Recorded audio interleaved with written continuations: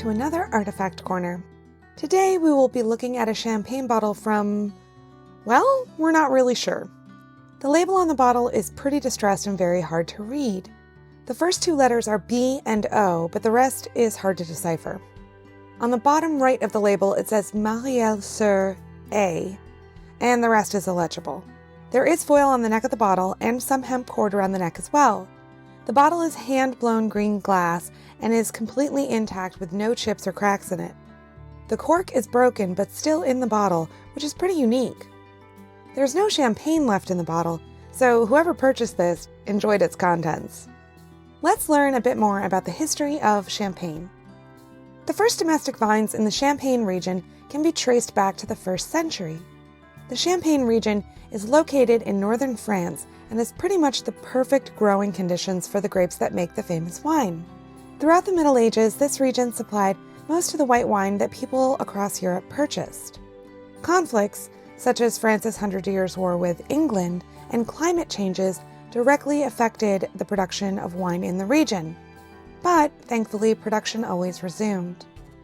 The beautiful white wine being produced in the Champagne region was, until this point, just that, white wine with no carbonation.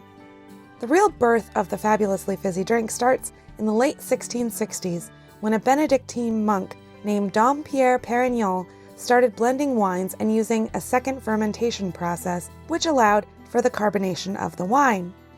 Upon tasting his creation, he is said to have exclaimed, "Come, for I am drinking stars."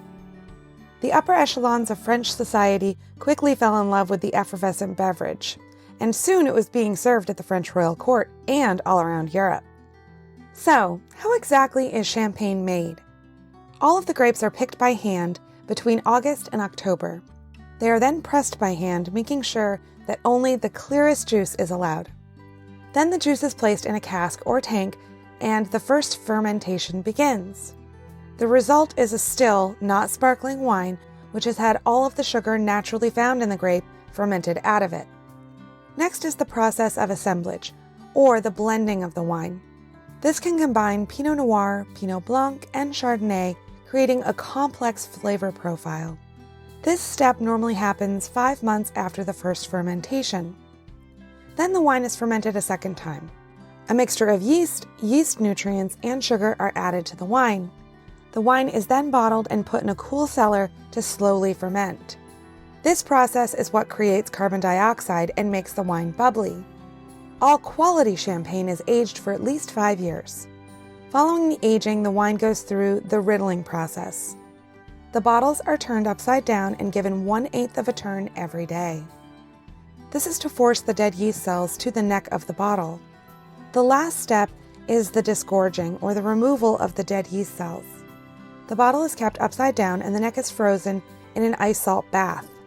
The bottle is opened and the frozen plug is removed, clearing out the dead yeast cells and leaving only the sparkling wine behind. As you can see, this is a very labor-intensive process, and part of the reason quality champagne can carry a hefty price tag. In researching this champagne bottle, we think this might be a bottle of Bollinger champagne that was made prior to the 1880s.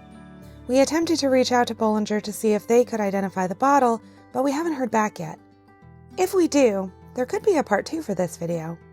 This bottle is in good condition, and a reminder to celebrate every now and again, and we are so lucky to have it in our collections. Special thanks to my research assistant, Sarah Sands. Thanks so much for stopping by.